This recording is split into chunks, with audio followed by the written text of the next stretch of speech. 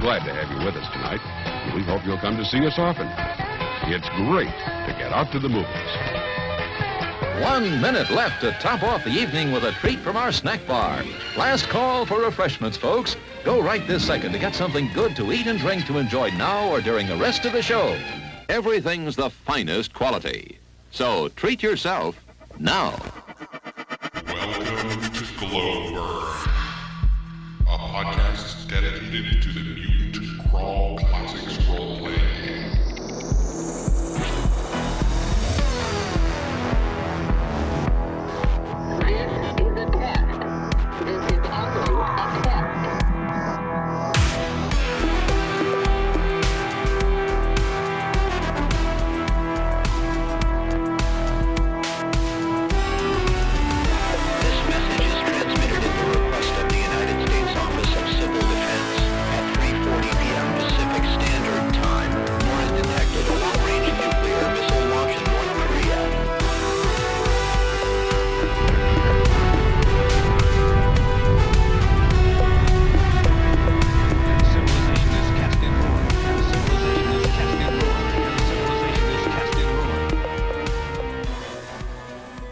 Welcome to Glowburn, a podcast about the Mutant Crawl Classics role-playing game and old-school post-apocalyptic adventuring. I'm Judge Forrest. I'm Judge James. And I'm Judge Mark.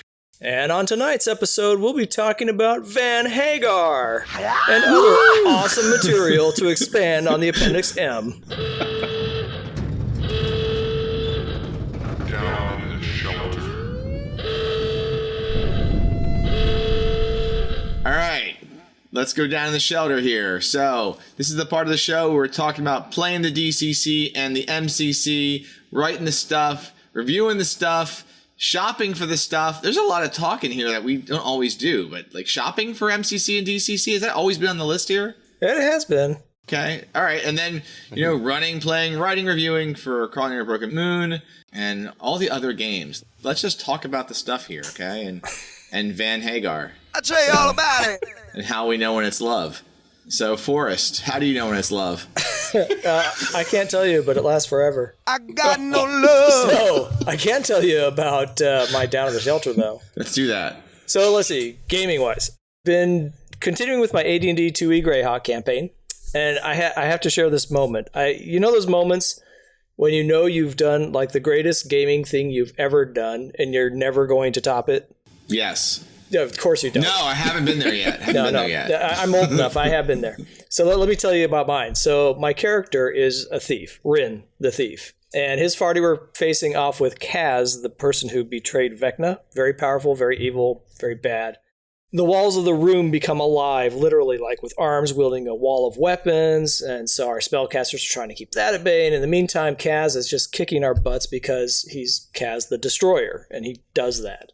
Rin gets in, gets a good backstab on him. Then Kaz turns around and just thwacks him, knocks him down to 6 hit points in 1 hit. And Rin does not have many hit points. He's got a constitution of 4 to give you the idea. Oh, jeez. Few hit points he has, yeah. So wonder he survived this long. So anyway, next hit, Rin is going to be toast. He's going to be dead. So I got desperate, and I private messaged the DM. We're playing on Google Hangouts. And I asked him if someone who uses a potion of gaseous form could fit through a really small place, say like a keyhole size place. And he says, yeah, they can. And I said, okay, all right. So Rin, in his last desperate struggle or attempt to save the party, drinks his potion of gaseous form, and he wriggles into Kaz's nostril.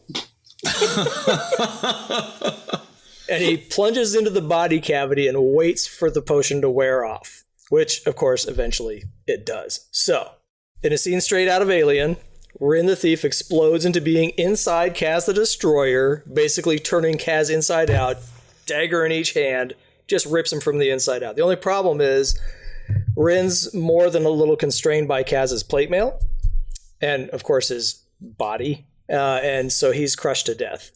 And I was okay with that because I really couldn't think of a more heroic end for any character ever. I mean, good point. I couldn't think of one. So the thing is, eventually the party drug his carcass around for a while through the astral plane, and then we ended up in hell, in Gehenna, if I remember right. And the party cleric was able to resurrect him, He survived the resurrection, and he's back in action. So anyway, it was one of those monumental points in gaming where it's like, okay, I have this super stupid idea, and it just worked like a charm.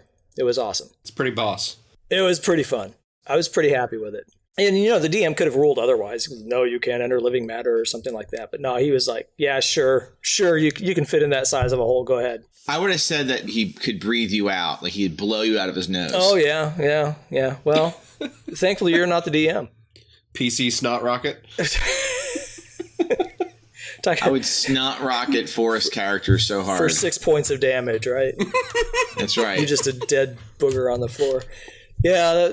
Anyway, no, it was pretty cool though. I was pretty happy with that. It took me many years of gaming to get to that point, but anyway, a lot of fun.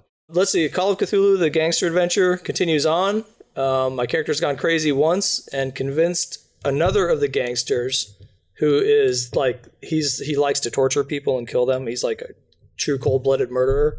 I've convinced him that another one of the gangsters is an undercover cop. But the thing is, I'm the undercover cop. But he doesn't know that. The player doesn't even know that, let alone the character. So that's been kind of fun. We'll see how that turns out. It's probably going to end up with everybody dead anyway because it's Call of Cthulhu, but And then other than that, I've been writing portions of the Umerica Unnatural for a forthcoming Kickstarter, which we'll be announcing, I don't know exactly when, but I just talked to Reed Sanfilippo on the phone the other day about it for 2 hours. Went over notes and what we're working on, and there's some fun stuff coming up. That's about all I've been doing, though. Are you allowed to talk about the name? Is that like an official name? Umerica Unnatural is the name. Yep. Nice. That will be the name, and it's about all things very strange. I'll leave it at that for now. I don't want to spoil it too much. Let's see. Mark, what about you? What have you been doing? Well, there was, let's see, I think a week after we recorded the last podcast, which is still in editing if memory serves. Mm-hmm. We did have one of my monthly MCC games, which went way grisly. I suspected that things were going to get, pretty bloody early on, but I was like, well, maybe there's a chance the characters will pull back. No, you guys did not pull back. I mean, in the previous episode, you'd proven that, your murder hobo creds when you, ambushed a whole bunch of Tibar warriors and just, proceeded to mop the floor with them. But you guys went full murder hobo on this one and then opted to 12 when you guys basically genocide, yeah. It was pretty gross. Yeah, but fun. Jim, you weren't able to make that one. I wonder if it would have turned out any differently if Cypher had been there, but... Probably not. Good God. Unless there were doors to be opened. There were, actually. Oh, wow. There was, actually, yeah. Yeah, you guys found a different way around one set of doors, which I was very proud of you guys for taking a different approach. And then you opened another one and proceeded to... Well, yeah, I mean, it was a bloodbath of the worst kind. I mean, I don't know. Forrest, do you have anything to add? Can I brag about my favorite part? Oh, you go right ahead. So we had we were fighting these Tibars, and my guy somebody had bumped off this guy with a gun. What's it called? Radium rifle. A radium rifle. Right. Radium rifle. So anyway, I wrested that from a dead body, and then I shot one of the guys. And keep in mind, there are women and children in all this, right? They're like a bunch of little baby Tibars there. I think I shot him. Yeah, blasted that guy, and then I kicked his carcass into the midst of the children and just screamed, "Daddy's home!" Oh God! Yeah, it was kind of fun. Yeah, that's what you quote unquote missed, Jim. I had fun. Beyond that, Gen Con happened. I know, Forrest, you did not come down to Gen Con. No, which, I did not. Well, one of these days. Yeah, oh yeah. Either that or, we'll just have, that's what Gary Con's for. I got to play MCC, and I'll get to that in a second. I also got to run MCC. I ran MCC for a bunch of newbies, actually. A bunch of folks that I play Cypher System games with or other stuff. There was many beers, and I ran my Purple Pit of the Mole Men hack of Harley Stroh's Sinister Secret of White Rock, which every time I run it, it becomes less and less Sinister Secret of White Rock and more just my own thing. I use Sinister Secret of White Rock as sort of like that sort of scaffolding, and now I can take the scaffolding away and the adventure will not fall on its own accord. So that's good. It was the alcohol made things go pretty blue to the point where it was like by the end of the game, it was like every action, every statement was at best a double entendre, if not just a full out, yeah, it was bad. It was a good thing that we had found like this secret room in the Hyatt that nobody else seemed to know about, and so there was only us and this one other group of people in the entire room. It's a child-free zone. Yeah, it was definitely good in that respect. I'm definitely planning to, and I need to get off my butt and actually submit the event. I'm going to run this at least once at GaryCon. I'm thinking twice. Cool. And if it's ready, maybe I can run it at PAX. I don't know. But as a player, I totally crossed the streams, which I know people say is a bad thing, but it seemed to work out pretty well for me. I got to play in a Mutant Crawl Classics game being run by a Spellburn host. Jeff Goad ran me through Apocalypse Arc, written by Brendan LaSalle, which, I mean, good God, Brendan, what do you have against player characters? So Apocalypse Arc is like I think it's the level 5 adventure, and it is freaking brutal. It is brutal. Yeah, I mean, just crazy ridiculous. We got curb stomped at the end. I mean, he pulled a TPK out in like literally the 3 hours and 50 minutes, mark. That just might be a goatism though, because I played in Apocalypse Arc run by Brendan, and we all survived. I think one person died.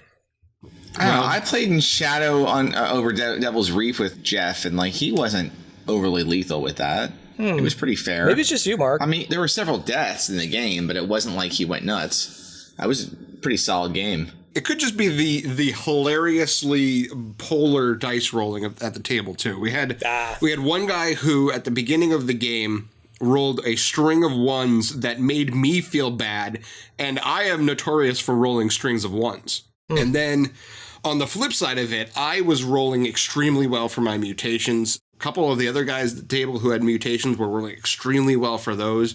We had multiple max checks on the table for the day. A maximum result on gas generation, a maximum result on life force reflection, a near maximum on my use of temporary invulnerability, which, by the by, crazy good power, because on not even a max check, I think I rolled a 24. My character was like AC 20 plus 10 on all saves and could ignore the first 25 points of damage every round for like 10 rounds because it's a level 5 character. Wow. Yeah, really, really powerful ability. And we also got to see what a natural 1 at the table looks like, which is pretty hilarious because the character spontaneously mutated away their torso. Ouch. Yeah, we ended up with a guy going from like a relatively normal looking mutant to a starfish. And it was pretty awesome. Wow. Yeah. Other Gen Con gaming was all Cypher System based, so I won't go into super deep detail on that. In writing stuff, I did post on my blog a new mutation last week called Machiavellian Mind.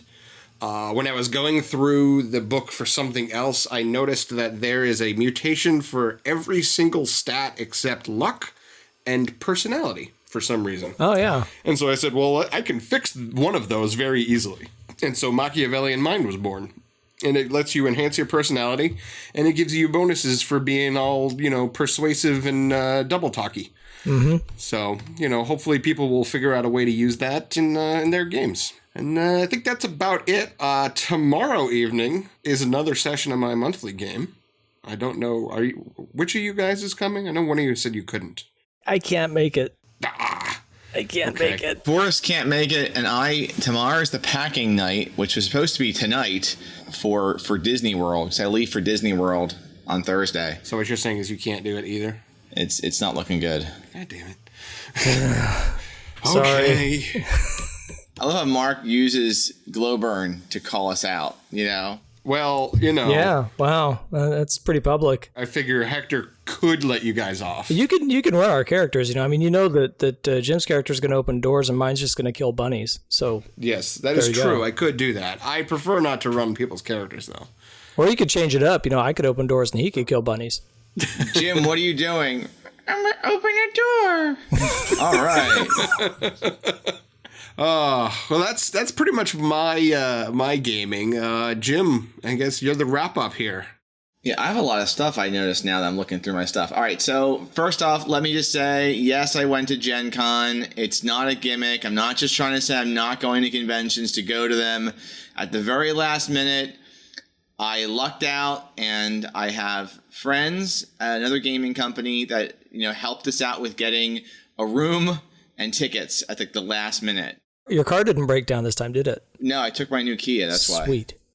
Because Kias. Woo. So through everyone, it was kind of crazy. We drove through the night Wednesday night. We started driving at like 6 o'clock, and we got there at like 6 o'clock the next day because our hotel had a problem with our hotel that was supposed to stay at through the night in Columbus, and we just kept going.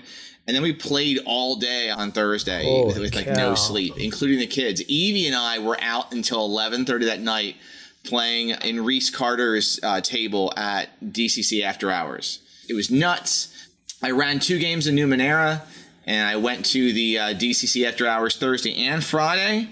I have to give out some major thanks to my friends over at Monty Cook Games who helped make the whole trip happen because they are awesome.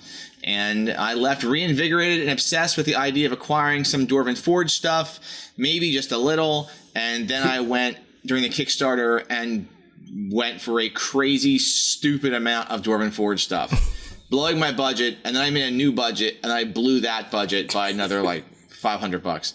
So anyway, sometime next year, I will have a lot of Dwarven Forge coming. I hope you do. You rolled a fumble on financial responsibility, huh? Or a critical on my marriage. I don't know. One or the other, right? Because Jen was egging me on what I was getting. She's like, do you have enough to finish that ice cavern you want for Frostgrave? I'm like, you're right. I don't. Yeah, So- you may have both situations happening here, Jim. True. You definitely have the best wife ever. That's true. All right, I had 2 campaigns going still. So I got the Westchester game. I'm not going to go into detail. We wrapped up Sky of Crimson Flame. I will say, if you were in the Philly area, you need to seek me out because I'd love to see more tables going. We almost got into a fight with a 5th edition table that was going. There was an Adventurers League table going next to ours or starting up, and they were pissed that we were there to play a different game. And one of my players got super sassy with them, and we were gonna throw books and have a dance off. Yeah, but if you throw the DCC rule book, that's way bigger than any of the D&D books. This is true. I mean, that could be lethal. Yeah, I know. But you know what? I want to stay out of jail. Stay out of prison, folks. Oh yeah, that's good idea. Online Purple Planet games going strong. We are still going through Rock Awakens, which we had 3 players last time instead of the 5+. I liked having 3 players. It was kind of nice. It gave us time to really focus on you and who you are and what you do. So on the writing front, I actually wrote and ran a delightful X-Crawl first level adventure this past weekend called Dungeon Battle Delco. If you don't know what Delco means, it is the slang for Delaware County, Pennsylvania. And if you go to it's livingforcrits.com. I am on my own website. If you go to livingforcrits.com, you can find the entire adventure for free with my crappy hand-drawn maps. But there's a list of 30 Philadelphian occupations, and you too can join the Wawa first annual Wawa Classic Hoagie Classic, sponsored by Wawa and Scott Kia of Springfield. And when I started the game off, because it's all takes place, my daughter threw on her best Philly accent as the field reporter and was in the players' faces and stuff. I told the players that it's X-Crawl and that 80% of the following movies, to get in the mood, just imagine 80% of each of these movies has actually happened. And that's what you're going off of. And I said, so the list was Bright from Netflix, Blade Runner, Best of the Best 2, RoboCop, Escape from New York, Escape from LA, but with 300% more demi-humans, Dirty Dancing, Snowpiercer without the snow, Sequest DSV, Red Dawn with orcs, and Fast and the Furious. So throw all together 80% of that, and that's my X-Crawl. Okay, so if all goes well, I'm running that at PAX Unplugged in Philadelphia in just a few months. Can I ask a question? Absolutely. Red Dawn with orcs. Are the orcs the high school students or the invading army? Yeah, are they Wolverines or Russians? Yes. Oh, I like that even better. However you want to do it. It's 80% of it. So you pick which 80% it is. Maybe the orcs are the guns. Imagine a Red Dawn where the Soviets land and the American high school students only have orcs to shoot. And they have to pick them up and fire orcs. Okay? I don't know if the world is ready for Swayze spooning an orc and firing something. Oh, yuck. Swayze spooning orcs sounds like a great... Yucky. Something awesome. And the last thing I'm going to say is I've been crushed on a different non-DCC system lately. I've been messing around with the age stuff because, I don't know, I'm in a Dragon Age mood. So, that's the last of my gaming. Bring on the hate mail. Van Hagar and age system on a DCC podcast for old school Van Halen friends. So, woo! Some of us are Van Hagar fans. I don't know how you made that jump here. What? Forrest. Because if I'm a Van Hagar fan, there's like no way you'd be a Van Hagar fan. Oh, music brings us together. Come on. Does it? Does Tina Turner bring us together? That's not music. No, wait. Yes, it is.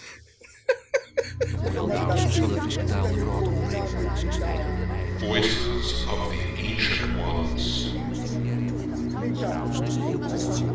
Welcome to Voices of the Ancient Ones. This is where we give you, the amazing Glowburn community, an opportunity to contribute to the show and send in your questions, comments, and other glowing words of wisdom or questions.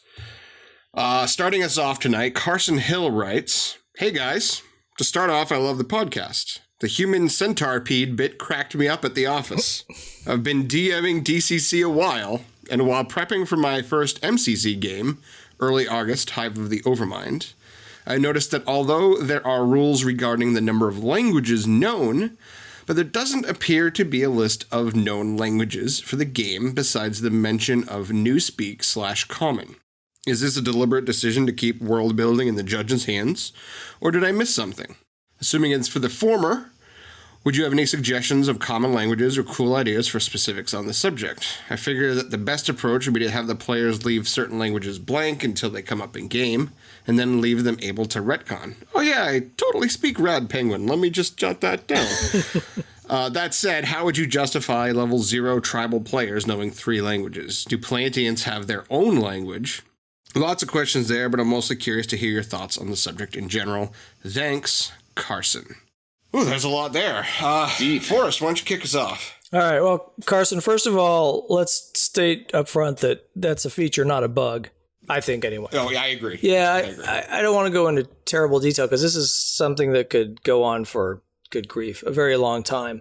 I would think, though, that generally speaking, given the fluidity of the population in a post-apocalyptic environment, people wander around searching for food, medical supplies, blah, blah, that you'd have trade languages that would develop. I think of City Speak from Blade Runner. Or in the real world, I think of like Swahili or Creole or other languages that mishmash. Spanglish, there's another one that, mash languages together. So there would be many common tongues rather than one common tongue, but they would touch each other from, in a limited way. Yeah, sicko. I'm sorry. Those languages, though, would border each other. There we go. There you go. In some ways, you'd have a common subsets of those languages being shared across these trade languages. But anyway, but I guess what I'm saying generally is it's just do what you want, man. It's your game. Except for Plantians. Plantians speak in creaks and shaking leaves. I mean, I watched Lord of the Rings. Didn't you? Sure. I mean, that's how they speak, right? Come on. I don't know. More or less. So, Jim, you probably have more coherent thoughts than I do. What do you think? Even the trees walked in that movie. Okay, so I just gotta ask, like, how many games do we play where we actually mess around with languages? Like, I guess I'm not like messing with Carson's question. Awesome question. I'm just asking the question. Like, I don't know. It doesn't come up in my games that often, so I feel like never really thought about it that much. Like, even my D&D games, I never mess around with languages more than character generation, where someone's like, oh, I speak Pixie and Common, and say, oh, cool, okay.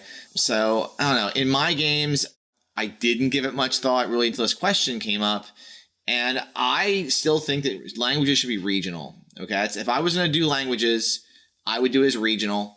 And I would say that, like, so I have a crossover thing I'm working on right now. It's an eventual game where I'm crossing MCC and Metamorphosis Alpha. So my ship has habitat modules. So maybe a player speaks Hab 3 or Hab 4. Mm-hmm. Like one is like English, but one is like 100% spoken emoji or something, you know? Semicolon capital D. Exactly. So I guess if I was going to mess around with languages, that's how I would do it. You know, as to what the deliberate decision was or not, I don't know. No one knows the mind of Judge Jim. Mark? Yeah, I mean, I agree with Forrest. It's a feature, not a bug. I agree with Jim. Like, do we really need languages? Like, 99% of GMs probably... Well, actually, it's probably not that. It's probably like 50% of GMs don't care, and the other 50% ignore it. The few that do use it, they use it because they want to use it, and that's fine. I mean, that's how it should be. You know, the GM should say, "I don't like this in my game. I'm just going to ignore it unless I ever have a player who cares," like that kind of a thing. Personally, I would just say, "All right, your characters could know up to 3 languages. They've only ever been exposed to their one, so unless they meet a person from another tribe or they get in good with an archaic alignment other than what they started with, you know, that's what I would go for languages. I would say, you know, as appropriate, right? So if the next tribe over is like a mile away, then they're going to probably speak the same language. But if you are in a completely different region of the world because some crazy thing happened, you would expect that language to be very different from your own. Archaic alignments, I think, make perfect sense to have their own, like, sort of hidden languages, you know? I mean, it could be something as goofy as the Chosen of Zoo using Pig Latin. You know, why not? Or it could be, you know, something like what are they called there? The Reclaimers, is that it? The ones who are the preserving technology. Mm-hmm. They might speak actual ancient. Like, they might know how to speak proper ancient. And so that might be their sort of quote-unquote secret language. And then when the characters, you know, come across that, there's 2 ways you can deal with it. One, you could say, all right, give me a luck roll. And if they succeed, then they've heard that language enough in the past that they can kind of make do. You know, maybe they're, like, partially fluent. Or, if you prefer, you can have them make an intelligence roll and say, all right, well, you made it by like 5 points, so it's only going to take you a day to pick up the basics and start speaking the language. You know, whereas if you fail, it's like, you don't even know what the heck the syntax is, so you're just completely lost. You know, that's even if you care about language. I mean, like I said, I don't personally care about language. I'm only going to very rarely use it in situations where it suits the story. And I think a lot of times, like with the adventure, the campaign I'm running right now, it's like the Tibar, more or less they all just spoke Newspeak because it didn't benefit me in any way as a GM to have them speak a weird language, and it wasn't going to be necessarily beneficial or interesting to the players if they spoke a weird language, because ultimately the players said, these guys have long ears, we're going to kill them. Oh, yeah. But that's my murder hobos, so I don't know. You know, one place I think it could be interesting is, you know, you mentioned the language of the ancients. And I suppose that in MCC, at least, the devices are high-tech enough that they'd be able to interpret language incoming from, you know, a speaker and translate, you know, probably has some kind of internal translator. But what if it didn't? What if, you know, I mean, what if you had something that was closer to our time, let's say, you know, like an Umerica type thing, and you had a Dazer pistol that only spoke Russian? I mean, Jawohl. I don't know. It could be a total block, or it could be interesting. I don't know. That's why I think it depends on the group. and how in the weeds you want to get with the languages. I think it end up being something that's overly frustrating if you're going to go to that depth. It could be fun for an artifact, because that could be, let's say, a really powerful artifact. A big cliffhanger would be the party finds this artifact at the end of an adventure. It's the most powerful weapon in that region or that habitat, however you're playing your MCC game, and they turn it on.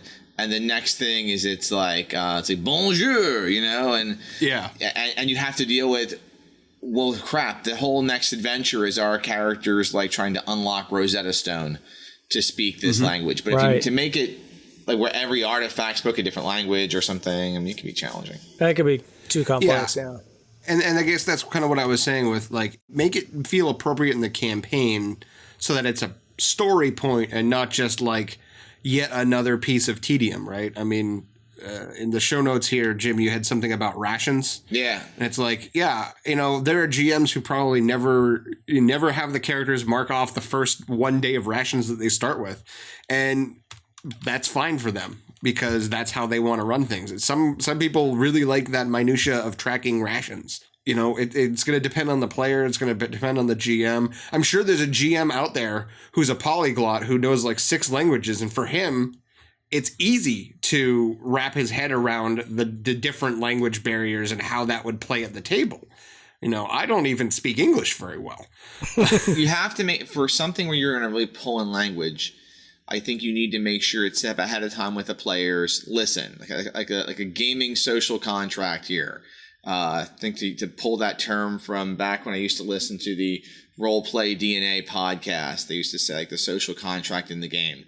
Ahead of time saying language is important in this game. So that's a core point of my MCC game, is I'm going to be really delving into language and the use of language. If you're going to end up saying all those languages, because, there are games where tracking rations can be fun, but you're ahead of time, like Dark Sun. It's important for lower levels. What is that Torchbearer RPG? That's Burning Wheel. I mean, literally, isn't there like the mechanic of dealing with your pack and your gear is very important, and the torch itself is very important. Like so I think as long as you are saying language is important, we're gonna you're gonna need to find out ways to cross that barrier to communicate and make it part of the game, someone's not surprised later on. Because most games don't have it, I mean, most games, you're not worried about the language more than just once in a blue moon. Mm-hmm. A blue broken moon. Possibly. All right. That was a great question, Carson. Good question. It really was, yeah. Yeah, really good question. All right, so let's go to the next question. Alex Pericchini asks, the question is, what is your honest opinion on whether to use MCC versus DCC Umerica for post-apocalyptic gaming? Can you plop a manimal in a DCC game or use a DCC character in MCC? Well, or is it MCC well? Yeah, I think it's the latter. Yeah, there's no comma there, so I think it's MCC well. Oh, yeah, because we were so careful with punctuation in show notes. Okay, so, all right. Well, Mark, go ahead and take the question. Well, personally, I think that the Manimals, Mutants, and Plantians are going to cross over to DCC just fine. I don't think there's going to be any real concern there. They have their own little niches that make them feel really cool. I mean, the Plantian is kind of like just a green halfling, but because they've got mutant powers, like, they're not going to step on the dual wielding and sneakiness toes of the halfling. So I think it'll be fine. I've been playing my Manimal Nutbiter in the Purple Planet game that Jim's running, and it's been a blast. It's been super fun to be like in a game with a cleric and a thief and running around with like a dog with 4 arms, 2 legs who can extend his legs like 30 feet. Like it's bonkers fun. We haven't tried any DCC into MCC yet. I don't see an immediate issue. The hard part is trying to figure out how to make it work. Like it made sense within the game's narrative for Nutbiter to mutate into a Manimal.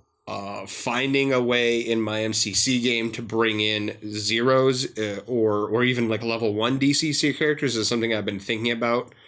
But I think that it could work just fine. As for Umerica, I mean, that setting is friggin' bonkers, right? It's crazy. You've got aliens and clown knights and all kinds of other stuff.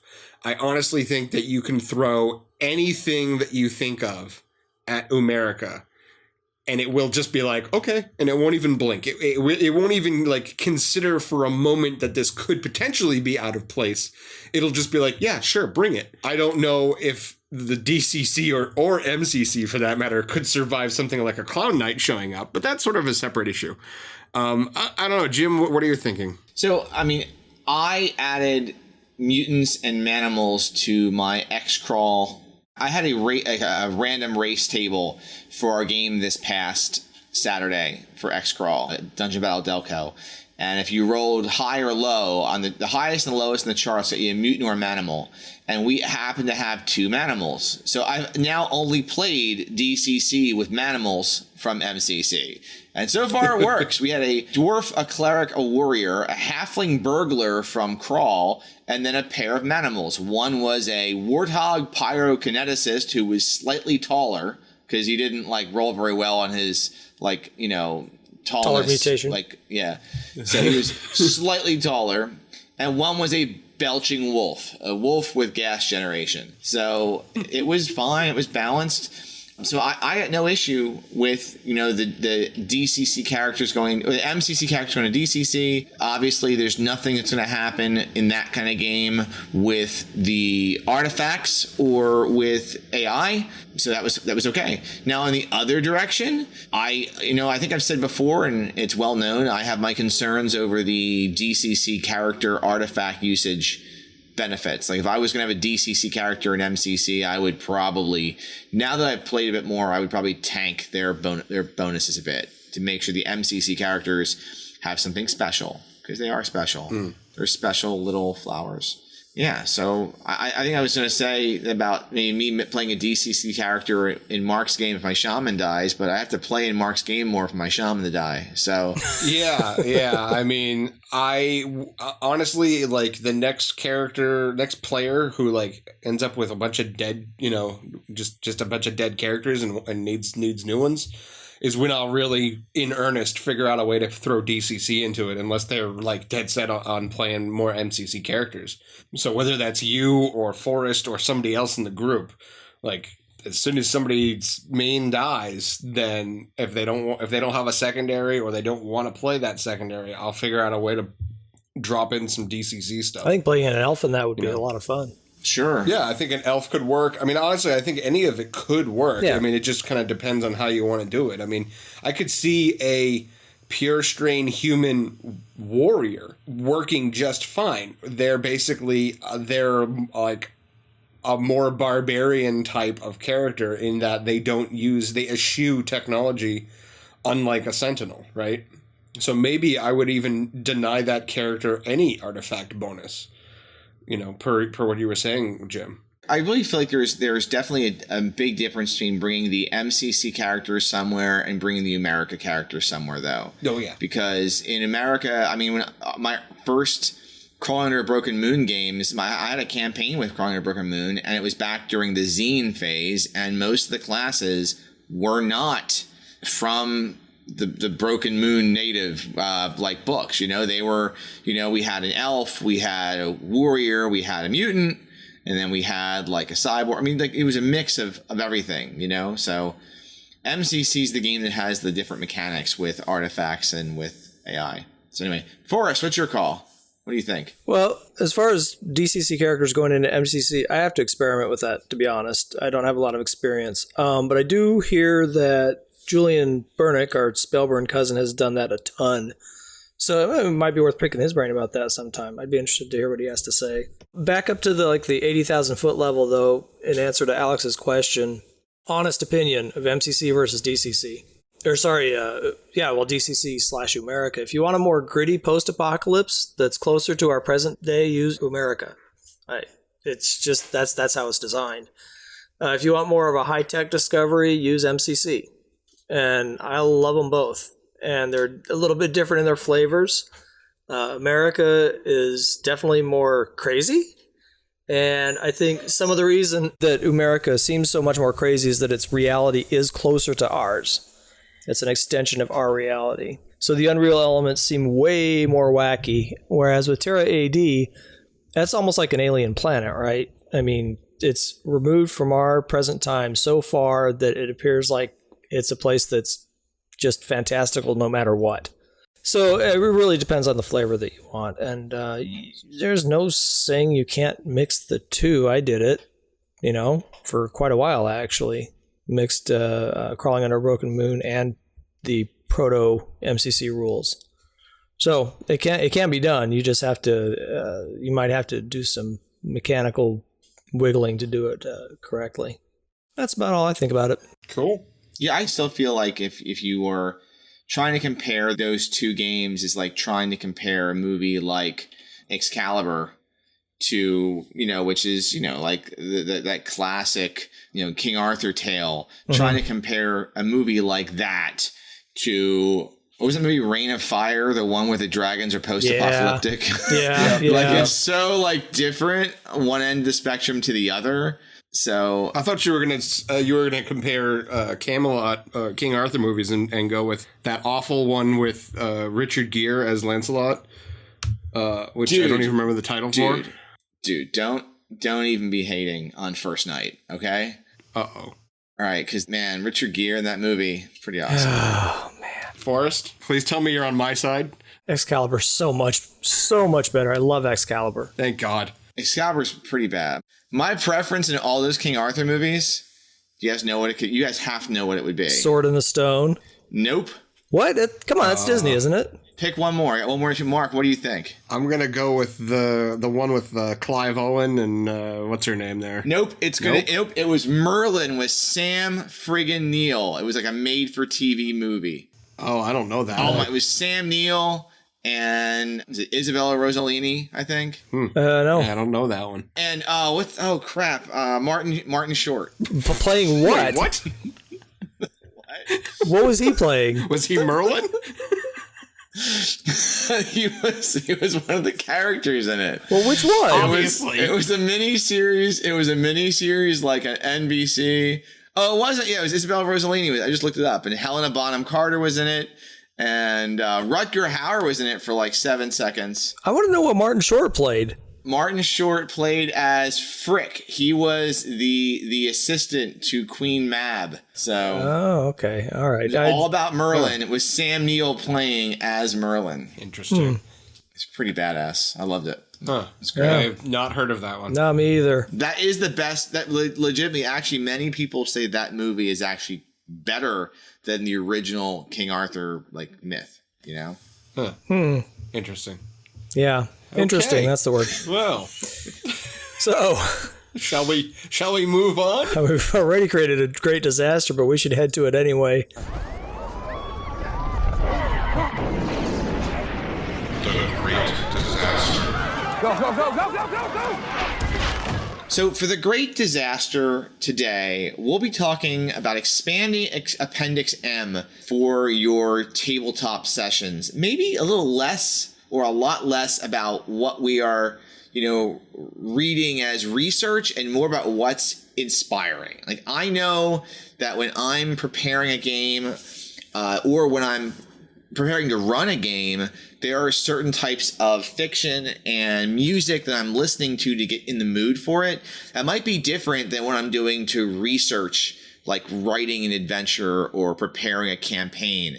So for this Appendix M, we're talking more about those things that maybe get us in the mutated mood, so to speak.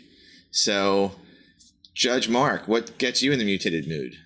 All right, so music for writing. So, as a rule, if I'm trying to be productive while listening to music, then it helps for me to be listening to very familiar music because I can just assimilate that and it doesn't distract me. It actually helps my brain kind of concentrate.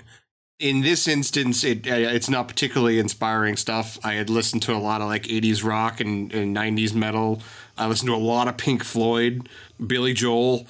None of that is really super apocalyptic, but that's just how my brain works. I do listen to to a lesser extent, I'll listen to some classical music. My dad is a big fan of like jazz and classical, and I couldn't help but be exposed to that as a kid. So sometimes I'll listen to stuff like, you know, Mars, the Bringer of War from the Planets, Gustav Holst. 1812. Yeah. Oh, yeah. Or the 1812 Overture, or some of Beethoven's stuff. I mean, you know, the Fifth Symphony and all that.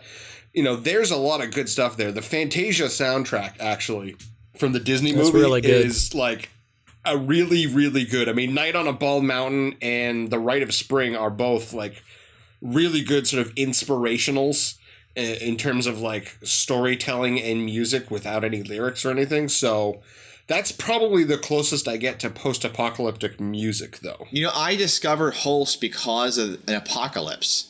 So, a little known gaming fact, because again, I'm all about the video games and stuff. And the glory age of the video games, I still believe, was PC gaming in the mid '90s. There was a computer game called Outpost. Do either of you remember Outpost for Sierra? I do not. I remember the Sierra name. put it out. It was a lot like, you know, Sim City, but it took place on, there was an asteroid that hit the Earth, and you had to start a colony in another world.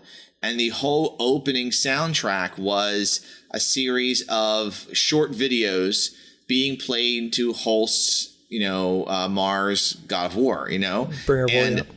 The Bringer of War, yeah. And I had never heard it before. And it was so different from what I thought classical music was. And what was cool back then was you could take that CD and put it like in your CD-ROM, and, you know, or your CD drive somewhere else and play the song. And I went up and I remember spending my allowance to go get the whole Planet Symphony because of that apocalyptic video game. The whole symphony is kind of runs the gamut too, which is really nice. It's not just a bunch of things like the Mars. It's like it really covers a bunch of different styles. If you want some of the most creepy music, the Kronos, the Bringer of Old Age, is that the Yep. Oh my goodness, Oh, that yeah. is one of the creepiest songs anywhere. Oh yeah, yeah. So that's some good stuff. I don't know, Jim. Other than apparently Mars, the Bringer of War, which we also all agree on. So that's like Whoa. 2 things. Now, Oh, guys. man. That's now 2 things. If Sammy Hagar did Mars, the Bringer of War, Oh, that'd be so good. it would be yeah. That would be awesome. How do I know when it's Mars? Yeah. All right. What kind of stuff? What cues you? If not, What's my musical swag quotient? You know, Billy Joel. I mean, Billy Joel, holy crap. Oh, yeah, definitely not Billy Joel. what can I say? So kind of like Holst, I am all about soundtracks. I have always been a big fan of soundtracks for gaming music. And when I was younger, even when I was running D&D and I was younger writing for D&D, it was like the soundtrack to the mini series The Stand that was on, like, was it ABC or whatever, which is a really good soundtrack. I love soundtracks. So for recently, for writing X-Crawl, when I was writing Dungeon Battle Delco, I was listening to Scott Pilgrim vs. the World, and I was listening to Deadpool 2. Back and forth. I was trying to invoke both those feels. You know, I felt like, you know, this is like, should kind of be a little silly and goofy. I liked the mix from Deadpool 2. And then I really liked, you know, I just liked the Scott Pilgrim soundtrack. So when I am going more post-apocalyptic, like when I was preparing some stuff for GaryCon way earlier in the year, I ran an adventure at GaryCon off the books. I was writing that, listening to Disney Parks music, because that adventure takes place in like a sunken Disney World. And I believe that the music from Tomorrowland, like the park music, is MCC before the Great Disaster. So when you go into Disney World and you go into the park, you go to the right in Magic Kingdom. Well, it's to the right in Disney World. I don't know what it is in Disneyland. That's where Tomorrowland is, you know? And it's Tomorrowland. And you can see it's just this really cool pop fun future, but in MCC, I always think of it as being what happens after that. Like, that's what MCC is. And if you want to get a taste of that, you can very easily go to YouTube and just type in Disney Tomorrowland park music, and it would play a loop for you. I listened to like a 1 hour loop of multiple parks. Like when I was preparing 50 Fathoms, which is a Savage Worlds Pirates game, this is a couple years ago, I had the music from Pirates of the Caribbean on loop, the background music that when you're waiting in line, what that ride music is. if you want to inject some feeling from one of those Disney World rides, and I'm a major Disney freak, I'm going to be there in 4 days, so I'm freaking out. If you want to inject some of that into your game, you can pull up any music from any park, from any ride via the wonders of YouTube. So that's where my brain goes when I'm looking to get in the mood myself. Forrest, what are you doing? What are you grabbing? So if I'm writing, it's very specific for, well, yeah, it's a specific genre, and that's what's called new retro wave music. Especially if I'm writing MCC or Umerica, something for that. New retro wave is where I go. If you don't know what new retro wave is, it's hard to say, first of all. It's music written and performed now. The people are currently doing this, but it's in a style that might or might not have existed back in the 1980s, synthesizer music in particular. So if you think of the soundtracks from Escape from New York, okay, or Tron, the original Tron, or the TV show Miami Vice, that's the kind of feeling that you're getting out of the new retro wave. Stranger Things is a really evocative, I would call it a new retro wave piece, the opening credits to Stranger Things. Yeah. And so it's funny because it's music that evokes, I mean, I was there during the 80s. I was a teenager. And when I hear this music now, I think back and I think, wow, this feels like the 80s. But it's funny because I couldn't go back and find the predecessors for it necessarily outside of the ones that I mentioned. It's actually really hard to find, where did that music come from? But anyway, it really does evoke the feeling of, to me, of the 80s, which is, when I started gaming.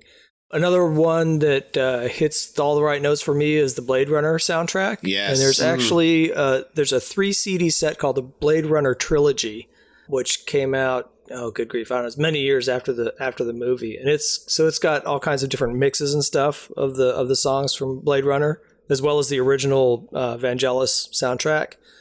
And that one, to me, the Blade Runner soundtrack is the best writing music for any kind of writing. I mean, it just is incredible. Now, is it based on the Blade Runner trilogy? The Blade Runner trilogy is just a 3 CD set that came out with different mixes and stuff. It has the original music in it, but it also has different mixes of those songs. There isn't a Blade Runner trilogy. That's not correct, Mark. Oh, that's Jesus. not correct. Actually, there is there were in the novels, there was a Blade Runner 2 book called The Edge of Human by K.W. Jeter. And there was a book after that called Replicant Night, also by, K.W. Jeter. And I think there was another one after that, but I don't know what that one was. So there were a few Blade Runner books that tried to tie together the movie and do Android Dream of Electric Sheep. So in one hand, I already knew the answer that they was not based on that. But on the other hand, I thought it'd be an excuse to bring up that there was more than one Blade Runner book. Wow. Philip K. Dick might argue with you, but hey, that's... Huzzah. Yeah, I'm gonna go with there was one book and there are 2 movies, and that still is not a trilogy. Wow.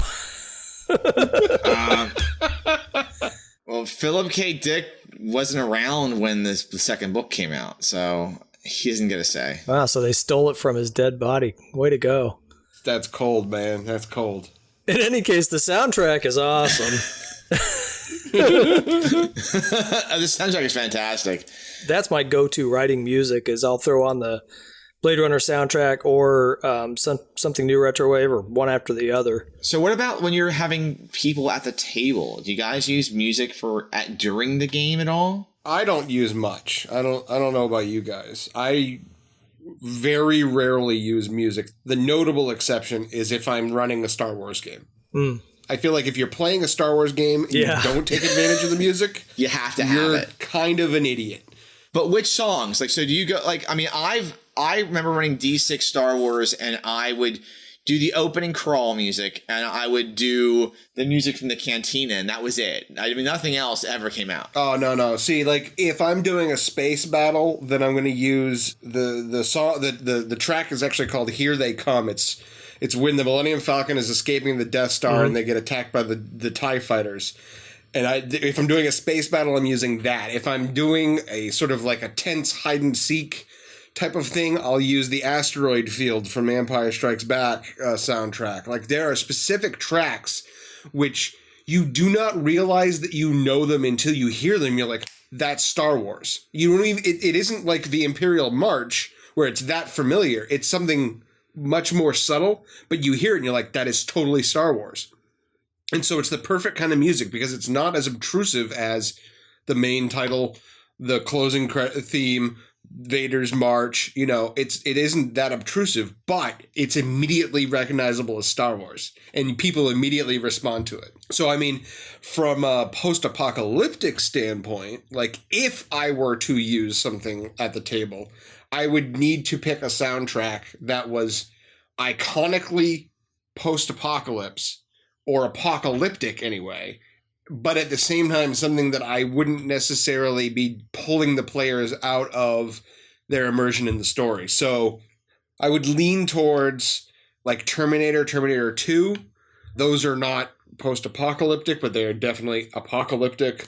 Fury Road soundtrack, I want to say yes, but at the same time, I want to say no because it's so familiar that I worry that would pull people out. You know what I mean? I don't know. Those are what I would go to, but I don't use music at the table very often. What about you guys? Do you, Forrest? I mean, do you ever break out the music at the table? I typically don't, at least not for MCC. The one time I will is with Call of Cthulhu, and that's very specific and very occasional. I'll actually use modern classical, kind of avant classical, like Georgi Ligeti and Arvo Pärt and George Crumb and other people that nobody else knows, Penderecki. If the soundtrack to The Shining, that's a good one. Anyway, yeah, that kind of stuff for Call of Cthulhu is great if you're into that. But for MCC, no, I don't really use music at the table. However, I do get myself jacked up and ready to judge by listening to music. That is one of my primary ways to just get ready, especially if I'm at a con.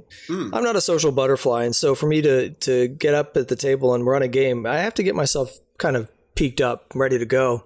Well, yeah, I do. I just have to in the mood because I'm not naturally that way. So this last Gary Con, when I ran Killer of Giants, Mark was at the table when I got there. He probably had my headphones in as I was walking up there. Yes, you did. I was listening to Black Sabbath's Electric Funeral. I listened to that song 8 times in a row. 8 times in a row to get ready for an Electric Funeral. It's all about nuclear destruction.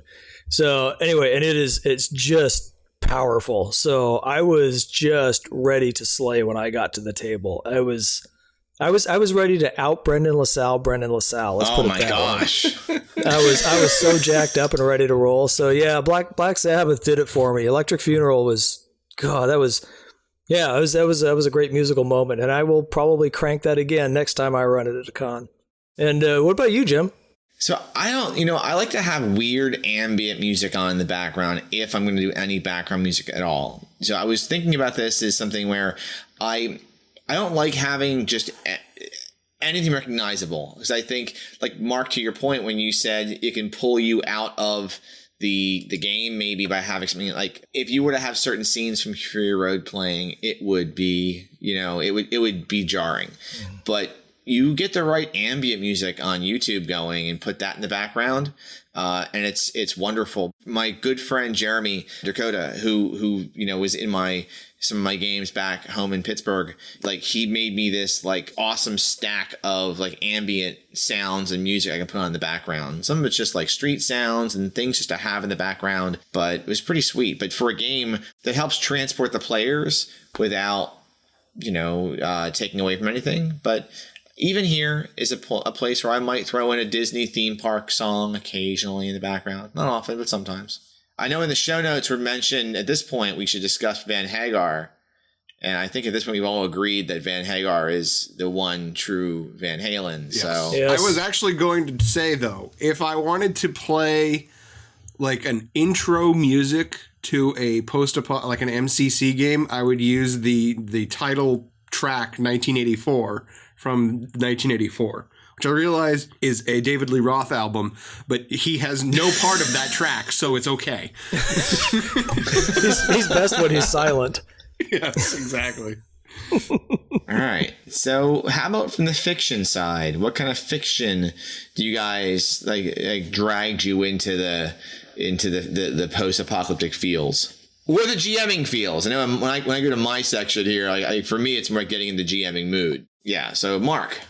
Well, all right. So if we're talking GMing, then I'm looking for, more often than not, I'm looking at a graphic novel or an art book, because I'm looking for images that I can use to, inspire and embellish my descriptions in the game to come. As far as MCC goes, I can think of 2 really good things that I've read in the past year that are visual art that would go well. The first is, and I did a whole big thing, so Commandi, the last boy on Earth, is already part of the Appendix M. It's not a big stretch to suggest that 2017's Commandi Challenge, which DC did as part of Kirby's 75th birthday, 100th, they did a 12-issue limited series. Every issue had a different pair of writer and artist. So the overall quality of the storytelling was a real mixed bag. I mean, there were some issues that were really good. There were some issues that were really kind of okay. At the bare minimum, you got 12 issues of like DC's best artists going full-on post-apocalypse bonkers.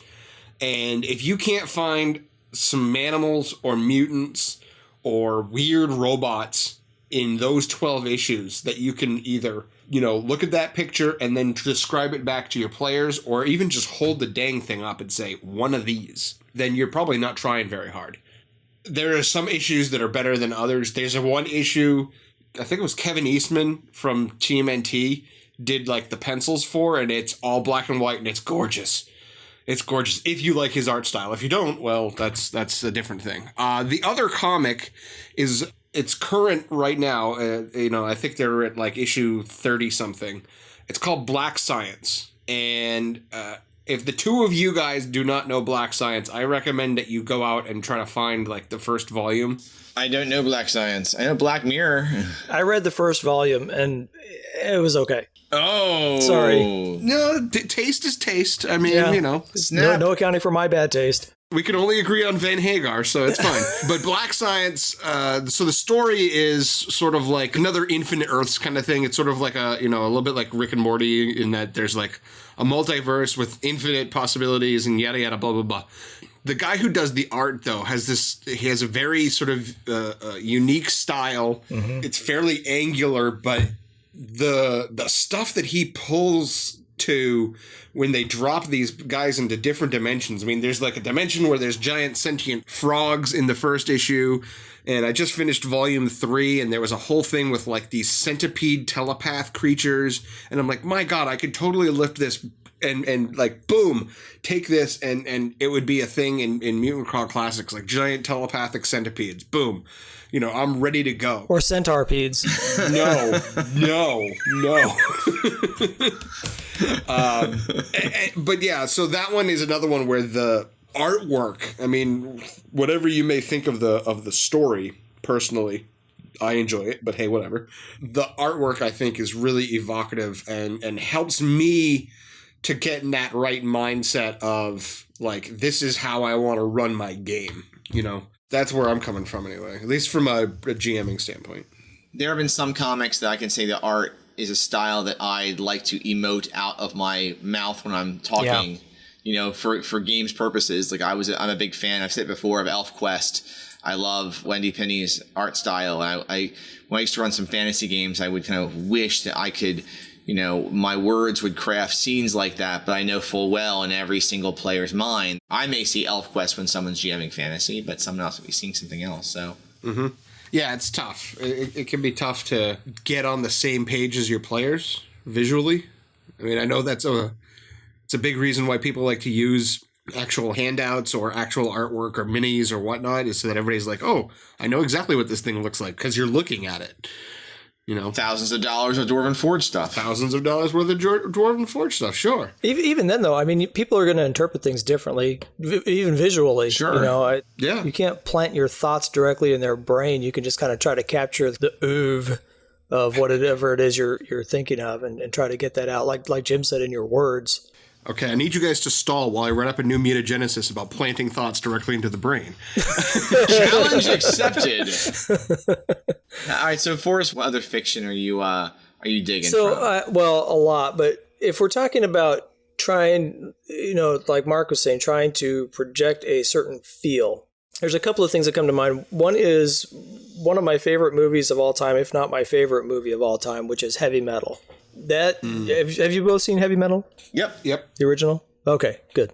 It's been a while, but yes. There's just a ton of inspiration for the feel of a post-apocalypse there, and it's actually pretty broad in that there's some really funny parts in it, and there are some really grim, horrific parts in it, and there's a lot of adventure-y parts in it as well. So it kind of runs the gamut, I think, because you've got several different vignettes rather than one coherent story, really. In fact, one of my older mutagenesis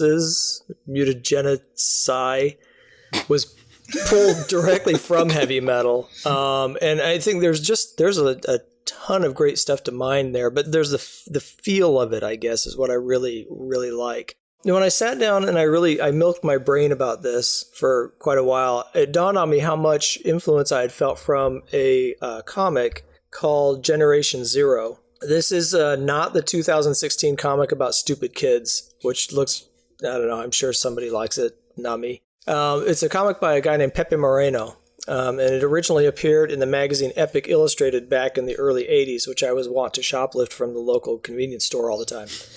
And then it was anthologized in 1991 by DC Comics. I think it was DC Vertigo when they were doing Sandman originally, back in the early 90s. And I think they were doing they did Dark Knight back then. Anyway, it was one of the side projects for DC Comics, and they anthologized Generation Zero into a single volume. And it's basically about a group of explorers who've been sequestered away for a generation in this underground silo in Iceland, if I remember correctly. And then they fly out into the world that's been destroyed by. It doesn't really say. There's a ton of radiation, so some of it is obviously nuclear in nature.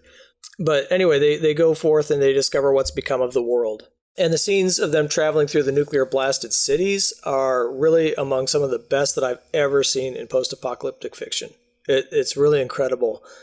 The mutants are absolutely terrifying, and they're like just travesties of humanity. I mean, you can imagine a person that's made of all defects, and there's thousands of them in the cities, and these are what the mutants are, and they're not friendly. And acid rain is really acid rain. You do not want to be caught out in it.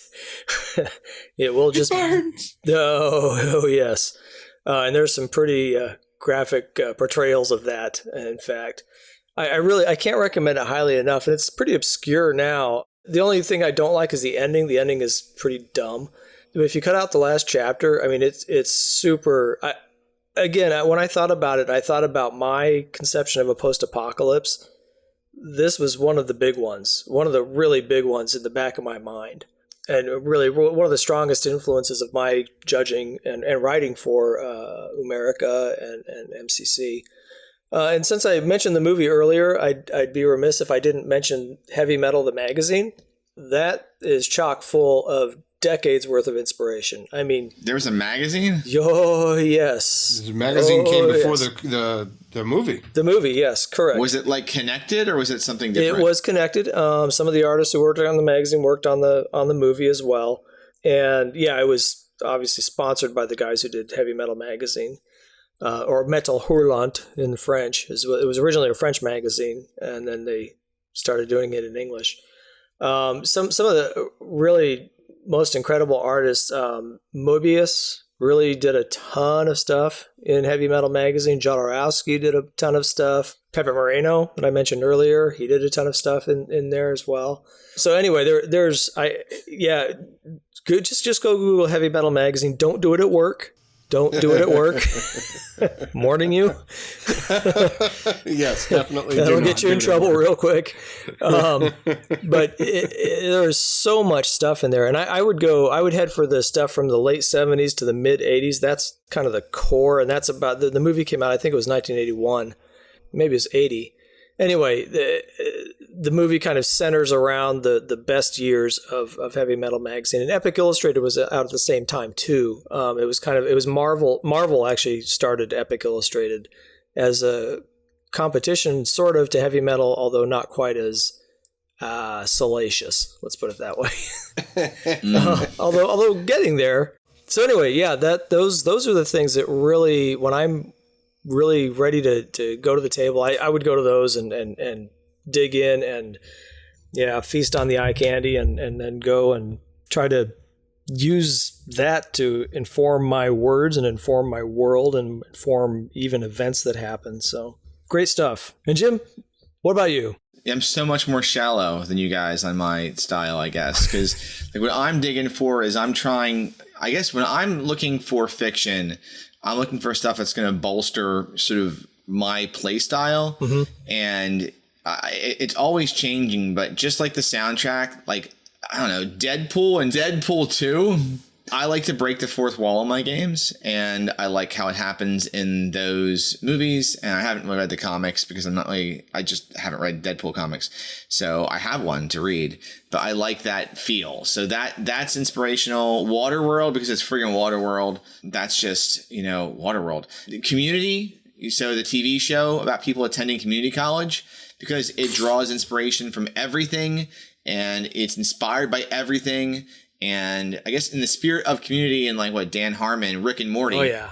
There's so much Rick and Morty that I guess because I started watching that when Mutant Crawl Classics came out. So I kind of, for me, they're really connected. Like Rick and Morty and MCC are like the same thing for me. So mix Deadpool, Community, Waterworld, and Rick and Morty, and that's my Mutant Crawl Classic stuff. Although when I was prepping for X-Crawl, I had to watch Running Man again. Because that makes sense. Drink Cadre Cola. It's the best, right? Man, the Running Man, yeah. That is a uniquely positioned piece of nostalgia movie right there. How so? Well, I mean, think about it. It's like, it's the late 90s view of now. No, late 80s. It was late 80s. Was it late 80s? Was it that old? Yeah. Jesus. You're thinking of Demolition Man. Oh, yeah. Sorry, I'm getting the timelines backwards. I know which movie I'm talking about. I didn't realize. So Running Man has Sub-Zero, right? And Demolition Man has the 3 seashells. Yes. No. Like I said, I'm not getting the movies confused. I'm just getting when they came out confused. Well, I was very clear with my players for my game that, that they're supposed to take and look at before we played, whatever the year it is in the game. And I had them roll 1d3 and add that to whatever the current year is, like right now. And I said, whatever technology you think should exist in the future, whatever crazy, awesome technology, like, an iPhone 15 or gluten eradication rays or universal healthcare, go ahead and give it a 1980s spin. And that's what the future is. Okay. So like if my X-Crawl is like 2018, but how someone from 1988 would think of it, that's my X-Crawl. In my brain. I'm sure Brendan's X-Crawl is probably different, and it's true because Brendan is the X-Crawl king, the chief X-Crawler. Oh yeah. So, all right, table swag. Let's move over to table swag. All right. Like for me, if I can get custom character sheets, I love to do that. I really like the American Survival Guide sheets. You guys, I'm sure, have both seen all that. It's like, it's just that sheet alone can get you in the mutant mood. Mm-hmm. And then the right beverages are good. Like maybe serve your drinks. Maybe serve some kind of green punch in tin cans, like cleaned out tin cans or mason jars. Yeah, I like that idea, actually. I'm great with the tin cans. You got to be careful about the sharp edge of the can and all, but I really like the idea. No, you don't. Heck, you know what? If Doug Kovacs can run a game at GaryCon using a rusty saw blade as a unit of measurement, I think you can drink from a can. Well, yeah, nobody got hurt by the saw blade. I mean, that's right. That's fine for Doug. What's good for the Doug is good for the gander. Is good for the chug? Yeah. Whoa. Because we're talking about the... Anyway. You can stop now. Never mind. Oh my gosh. All right, so what's at your table then? What do you got, Mark?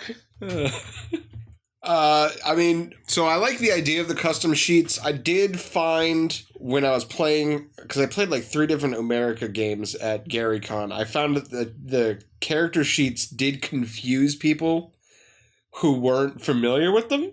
So, like, there was people who were like, where the hell is my AC at? Or where is my X, Because they couldn't find it on the sheet, which I mean, that's like the downfall of the artistic sheet, is that the artistic sheet does not always benefit for ease of reading. But I do love those sheets. I think they are one of the coolest, like, hey, we made a sheet that is also a piece of art and not just like a functional sheet. And I think they really, really hit the nail on the head with that one. I like your idea for like making your snacks and your beverages, apocalyptic. I say go with dice because I, A, have a ridiculously stupid, huge collection of dice. But B, I also have dice that are specifically apocalyptic. I have a couple of sets of D6s that I'll have the nuke symbol where the number is in the middle of the nuke symbol. I have a different set where it's the biohazard symbol and the number is in the middle of the biohazard symbol. If you can get like, if you're running a DCC game and everybody needs DCC dice, well, if they're all using, either Killer's glow dice or Grok's rad dice, then you've got a bunch of like green glowing and bright green dice at the table. Like, I think that even something as minor as the color of the dice is going to help to sort of set that tone myself. I mean, if you want to go the extra mile, get a bunch of like green tea lights, those little party tea lights that come in different colors, and like throw those on the table so there's like everything is cast in a green glow. If you're doing the custom sheets, why not go the extra mile and put them on like bright yellow or bright green paper, right? I mean, why not?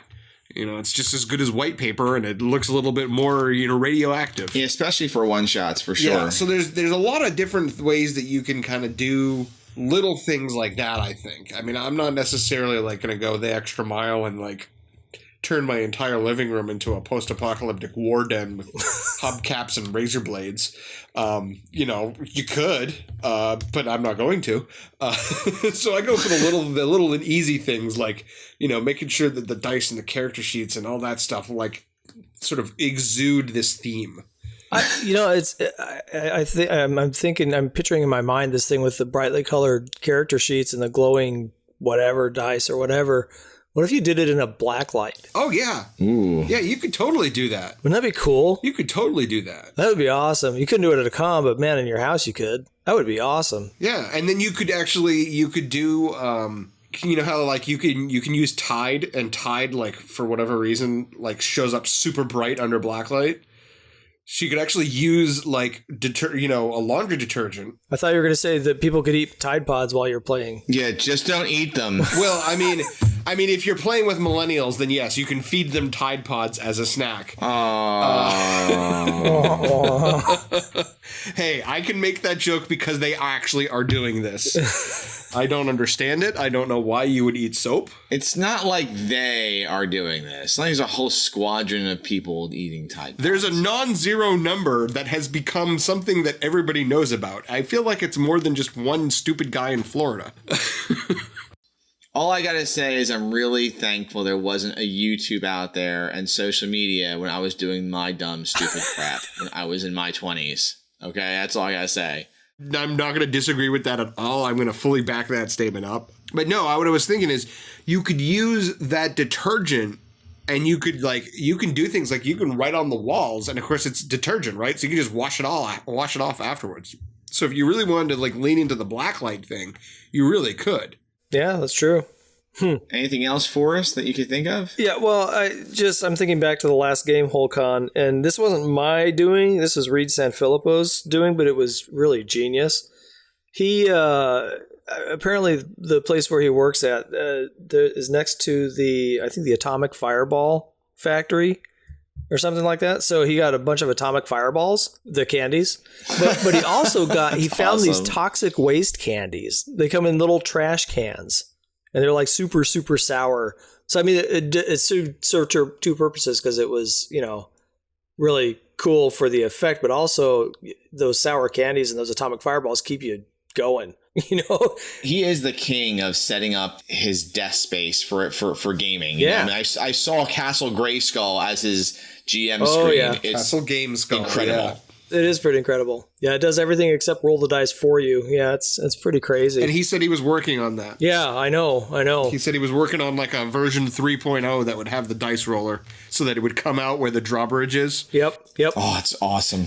And I agree with both of you. The American Survival Guide character sheets are just the best. But I'd say, Mark, you were talking about people being confused by them. It's kind of like you have your own choose your own adventure, right? Yeah, I guess. Where's my AC? Go find your AC.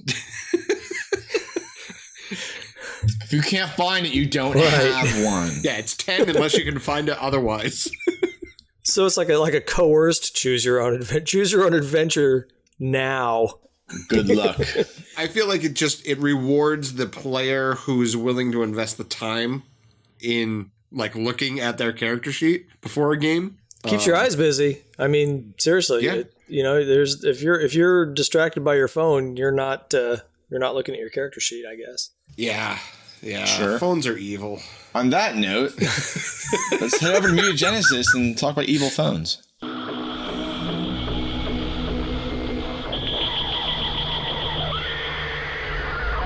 Mutagenesis.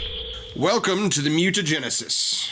Here we are looking to take something from media or another game system or our own crazy imaginations. We're going to take a stab at converting it over for MCC RPG use. And let's kick off with James today. What do you got for us, James? All right. Well, mine's pretty short and sweet, so I'm going to just buzz through it here. I had to postpone a vlog recently because I was almost in a car accident due to a grasshopper in my car. The grasshopper was next to my head. It was like 3 inches long. While I was driving, I turn to my left, I see it, I go to swat it just instinctually, and it jumped on my face. Then I started beating at my face repeatedly. I was on I-95 south from Philadelphia heading towards Chester, going like 65 miles an hour or whatever. No, that was you. Yeah, I mean, I don't know how fast. I wasn't speeding, but like I was keeping up with traffic, and it's, going pretty quick. I went over into like the next lane just instinctually, and yeah. So someone, I don't know where it was on Facebook or on Twitter, someone said I should stat up the grasshopper. So I did. Here is the unlucky stealth hopper.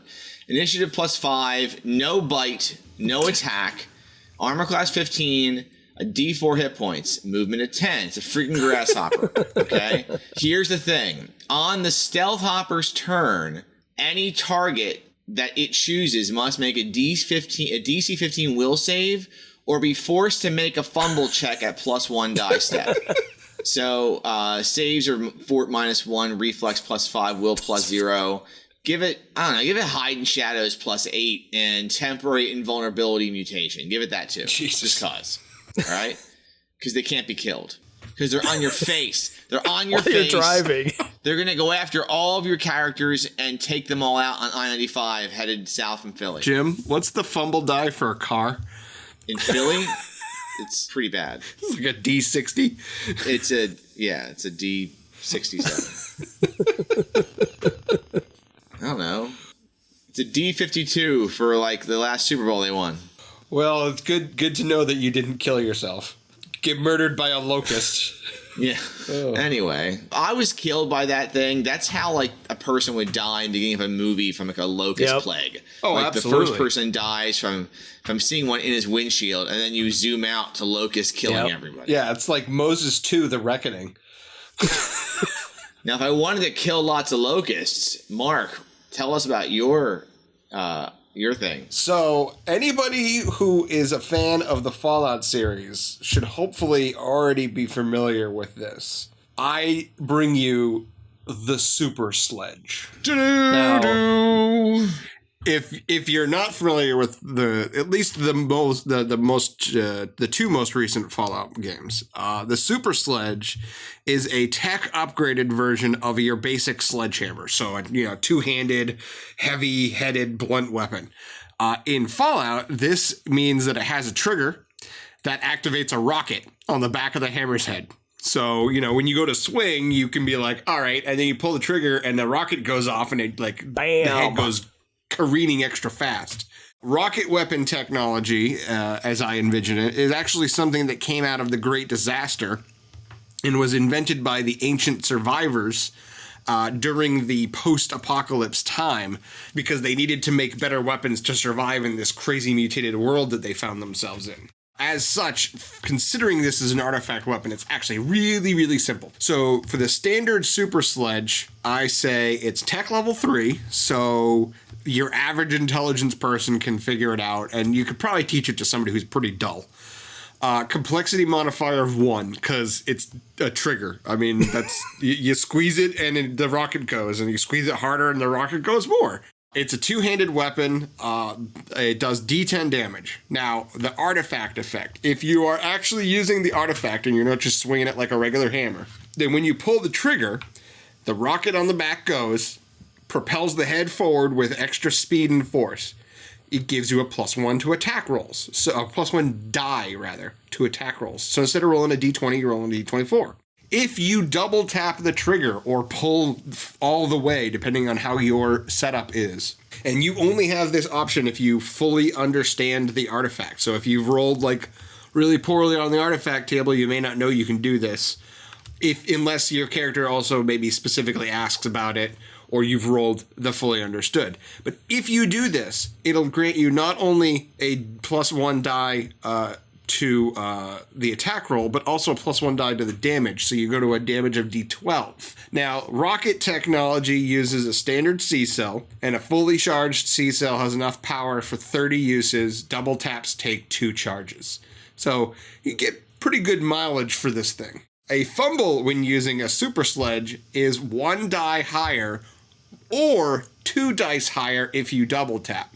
Because, let's face it, you've got a rocket-powered blunt weapon in your hands and something bad just happened. Yeah, that's not good. Probably not going to go well for you. Not good. In theory, rocket technology could be applied to other weapons. You could have, like, a super baseball bat, or a super, like, one-handed mace, or, you know, in MCC terms, you could have, like, a super thigh bone. You know, whatever works. Could you attach it to a grasshopper? I mean, you could absolutely have a rocket-powered grasshopper if you so wanted. Great. I mean, the rules are right there. Adds 1 to your attack rolls, adds 1 to your damage rolls, or 1 die rather, and increases the die type of your fumbles. So, you know, either way. So that is the super sledge. Forrest? Judge James is so dead. Forrest, what do you have for us? Because I'm afraid to look for myself.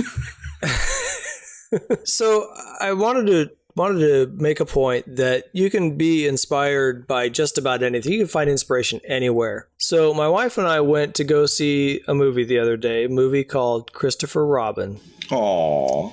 It was a sweet movie. And as I was walking out of the theater, I was thinking about this thing that I created. Yeah, sort of. So this mutagenesis is dedicated to the lesser entity known as Boo Fear, and that's Phear. I'm told that if you Google this, that there is some really bizarre comic out there, but I'm taking the name anyway. So Boo Fear is a pear-shaped, honey-colored, living stuffed bear with inscrutable goals.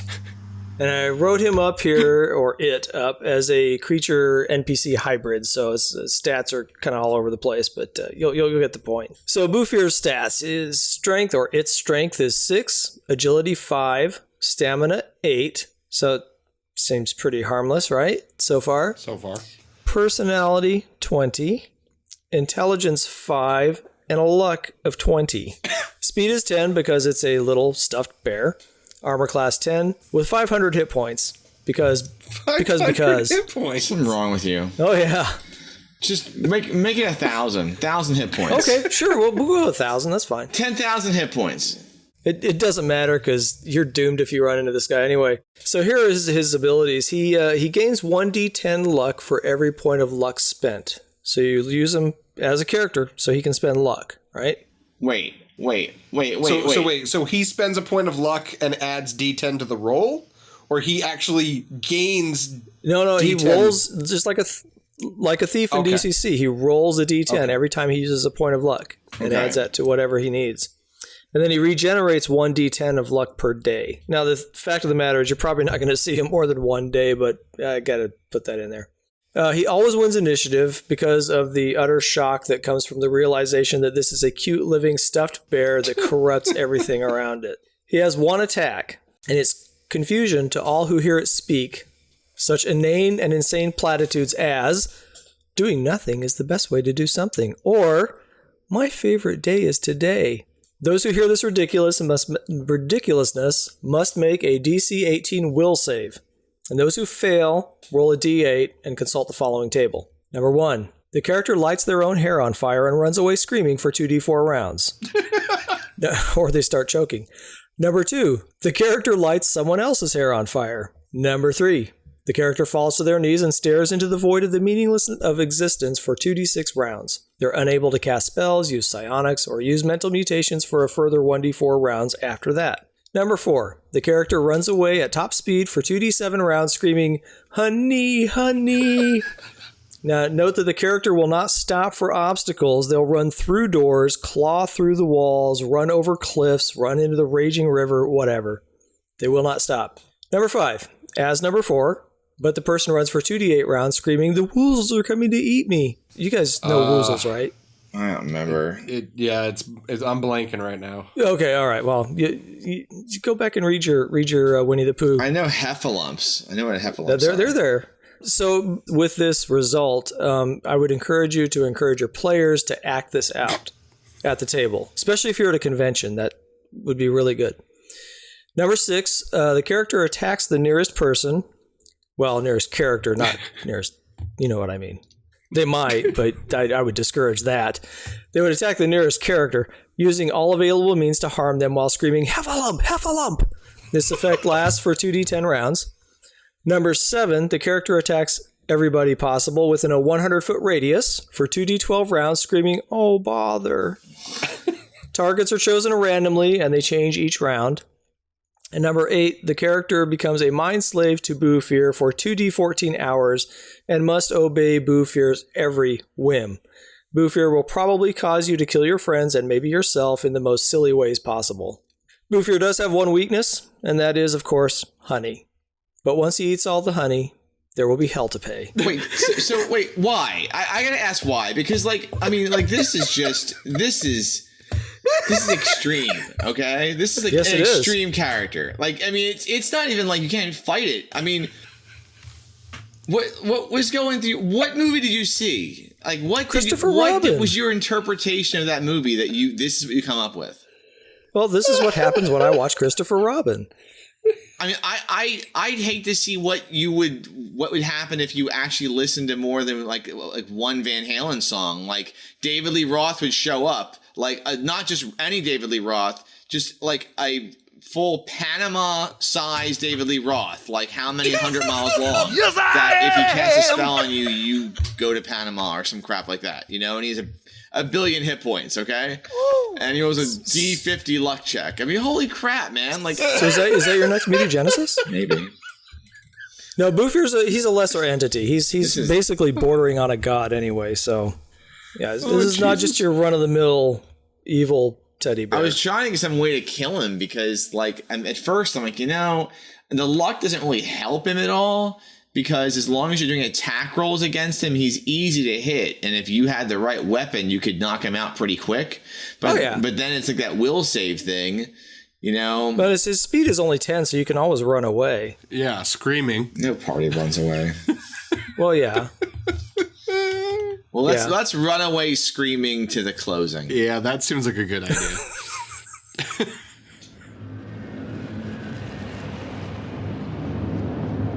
All right, let's wrap up with some announcements. So the next con that I think any of us is going to will be Save Against Fear, which is in October, the 12th to the 14th, Harrisburg Mall, Pennsylvania. I'm going to be there. Brendan LaSalle will be there. Judge Evie will be there. I'm running Nothing's Free in Ocean World, Shadow over Devil's Reef, Children of the Fallen Sun, and probably some pickup stuff. I don't know what Brendan's running, but probably something crazy and fantastic. PAX Unplugged is November 30th to December 2nd. We're going out of order here because GameholeCon has listed after this. I don't know why. All right, PAX Unplugged is at the Philly Convention Center, another con near us. I'll be there. Mark will be there. I'll be running some X-Crawl. Brendan LaSalle will be there. I think he's running some X-Crawl. I might be running some Purple Pit of the Mole Men. We'll see. It should be good times. Gamehole Con, November 8th to 11th. Judge Forrest will be running Killer of Giants one last time at a con. You're just saying one last time from Hamilton. Can you do that? No, you don't want me to do that. Okay. Yeah, I was thinking that when I was reading that. It would sound better than David Lee Roth, but you still don't want me to do that. Some DCC, MCC news. So, Evil of the Ancients was out at Gen Con, and it'll be, at the time of this recording, it'll be out soon. So by the time you listen to this, it'll be out already. It's an MCC adventure by Michael Curtis. There's going to be a re-release of the Chain Coffin coming out, and I am a big believer, having run the Chain Coffin box set, that the campaign setting works fantastic for a post-apocalyptic game if you want to do some crossover. And then Cthulhu Alphabet should be out with that Kickstarter, and I believe there's an X-Crawl Kickstarter coming out soon as well. So, be prepared. There's some goodness coming out from Goodman Games. All right. How would you like to contact us? You can contact us via Twitter at Glowburn, by email, glowburnpodcast@gmail.com. You can go to the Glow blog at glowburn.blogspot.com, which is new. Thank you, Mark. Yeah, we should probably mention that, right? We should probably mention that. Show notes and such are going to go up there. Anything else you want to say about it? At the moment, I'm working on getting working backwards from current. Because we have show notes and we can be up to date, new stuff we'll publish as soon as the podcast publishes it. And yeah, we're hoping to have all the mutagenesises and then any other crazy creations, including the characters from the anniversary episode. Ooh! You can get me on the G+ at my name. You can get me on the Twitter at InspStrikes, INSPSTRIKES, or you can find my blog at inspstrikes.blogspot.com.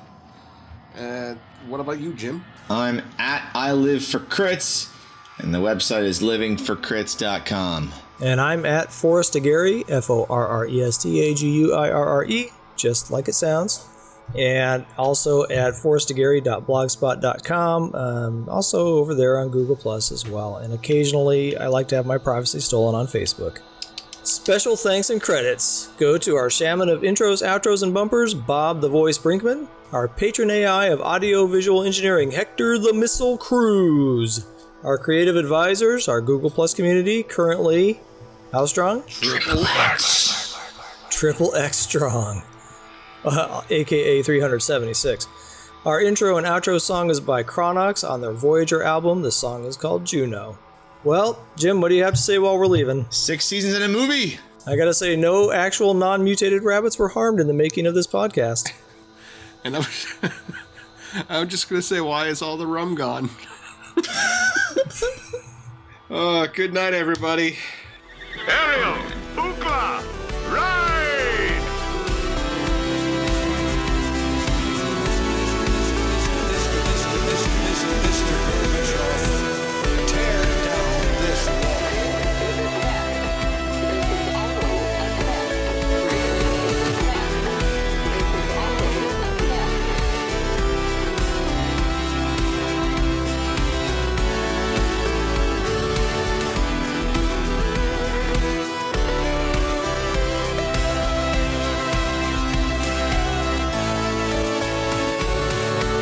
Blood of your enemy makes you stronger. This has been a hectophonic production. The gun is good, the gun is good, the gun is good, the gun is good, the gun is